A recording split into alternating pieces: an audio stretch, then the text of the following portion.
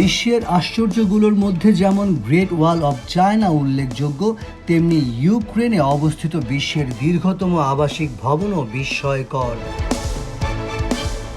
এই অদ্ভুত ভবনটি ইউক্রেনের লুতস্ক শহরের সবর্ণস্তি অ্যাভিনিউ ও মলদেজি স্ট্রিটের সংযোগস্থলে অবস্থিত।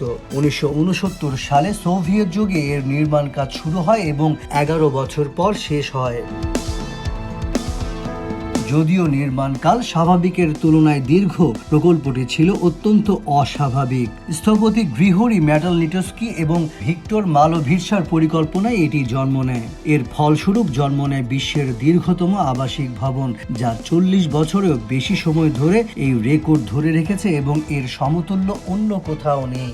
ভবনটি মৌমাছির ছাঁচের মতো ডিজাইন করা হয়েছে এবং এর প্রধান অক্ষ প্রায় 1.75 কিলোমিটার দীর্ঘ।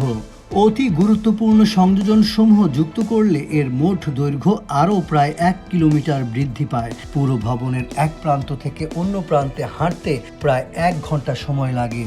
বিশাল এই কাঠামোতে রয়েছে শতাধিক প্রবেশদ্বার, 3000-এর বেশি অ্যাপার্টমেন্ট, হাজার হাজার জানালা এবং প্রায় 10,000 বাসিন্দা। আকার এবং জনসংখ্যার দিক থেকে এটি অনেক ছোট শহরের থেকেও বড়, যা এটিকে সত্যিকারের আর্কিটেকচারাল বিস্ময় হিসেবে প্রতিষ্ঠিত করেছে।